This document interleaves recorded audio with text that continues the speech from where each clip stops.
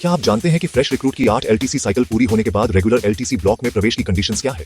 दोस्तों, जब कोई फ्रेश रिक्रूटेड एम्प्लॉई अपने 8 एलटीसी ओकेजन्स पूरे कर लेता है तो उसके बाद वह रेगुलर एलटीसी सिस्टम में एंटर करता है। अब यहाँ एक जरूरी बात समझने की है कि उसका अगला रेगुलर एलटीसी एंटाइटलमेंट किस साल से शुरू हो रहा है, और साथ ही यह भी देखना जरूरी है कि वह साल करंट एलटीसी ब्लॉक के फर्स्ट सब ब्लॉक में आता है या सेकंड सब ब्लॉक में, क्योंकि इसी आधार पर तय होगा कि उसे अगला एलटीसी कब मिलेगा और कौन सा मिलेगा। चलिए इसे एक रियल लाइफ सिनेरियो से समझने की कोशिश करते हैं। मान लीजिए एक एम्प्लॉई है नेहा, जिसने 1 जनवरी 2015 को सेंट्रल गवर्नमेंट की जॉब ज्वाइन की थी।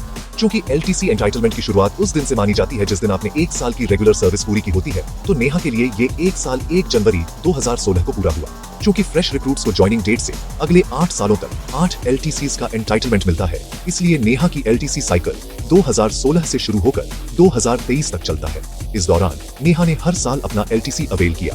2016 से लेकर 2018 तक उसने 3 बार होम टाउन एलटीसी ली, फिर 2019 में अपनी पहली ऑल इंडिया एलटीसी अवेल की। इसके बाद 2020, 2021 और 2022 में उसने फिर से होम टाउन एलटीसी ली, और आखिरी यानी 8वीं एलटीसी उसने 2023 में ऑल इंडिया ट्रैवल के लिए यूज कर ली। अब क्योंकि उसका स्पेशल एलटीसी साइकिल 2023 में पूरा हो गया, तो 2024 से वो रेगुलर एलटीसी सिस्टम में आ जाती है। अब देखते हैं कि उसका अगला एंटाइटलमेंट किस नियम के तहत मिलेगा। फिलहाल करंट एलटीसी ब्लॉक है 2022 से 2025 और इसका सेकंड सब ब्लॉक है 2024 से 2025। नेहा की अगली एलटीसी एलिजिबिलिटी शुरू हो रही है 2024 से, और यह साल सब ब्लॉक का पहला साल है।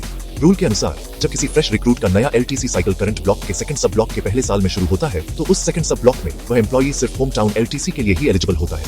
इसका कारण ये है कि नेहा अपनी 8वीं एलटीसी, जो ऑल इंडिया ट्रैवल के लिए होती है, पहले ही 2023 में अवेल कर चुकी है। इसलिए उसे सेकंड सब ब्लॉक यानी 2024 से 2025 में सिर्फ होम टाउन एलटीसी का फायदा मिलेगा, और वो उस साल ऑल इंडिया ट्रैवल के लिए एलिजिबल नहीं मानी जाएगी। लेकिन दोस्तों, इसमें भी एक इंपॉर्टेंट बात जान लीजिए। अगर नेहा 2023 में अपनी 8वीं एलटीसी अवेल नहीं करती है, यानी उसने 8वीं एलटीसी, जो ऑल इंडिया ट्रैवल के लिए होती है, किसी कारण से अवेल नहीं की, तो सेकंड सब ब्लॉक ईयर में, जो कि इस केस में 2024 से 2025 है, नेहा को ये ऑप्शन मिलता है कि वो चाहे तो होम टाउन एलटीसी ले सकती है या फिर एनीवेयर एलटीसी, दोनों में से कोई एक चुन सकती है। अब बात करते हैं कि अगर फ्रेश रिक्रूट का 8 एलटीसी साइकिल सब ब्लॉक के सेकंड ईयर में खत्म हो तो क्या होगा। मान लीजिए किसी एम्प्लॉई का स्पेशल 8 एलटीसी वाला साइकिल 2024 को पूरा हो चुका है और उसका अगला रेगुलर एलटीसी एंटाइटलमेंट 2025 से शुरू हो रहा है। अब आपको यह समझना जरूरी है कि 2025 करंट एलटीसी ब्लॉक यानी 2022 से 2025 के सेकंड सब ब्लॉक यानी 2024 से 2025 का दूसरा साल है।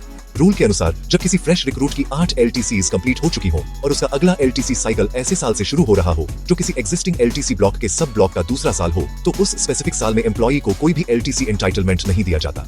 मतलब ये कि एम्प्लॉई ना तो उस साल होम टाउन एलटीसी ले सकता है और ना ही ऑल इंडिया एलटीसी, क्योंकि वो सब ब्लॉक का फाइनल ईयर है और उस समय कोई नया एंटाइटलमेंट शुरू नहीं होता।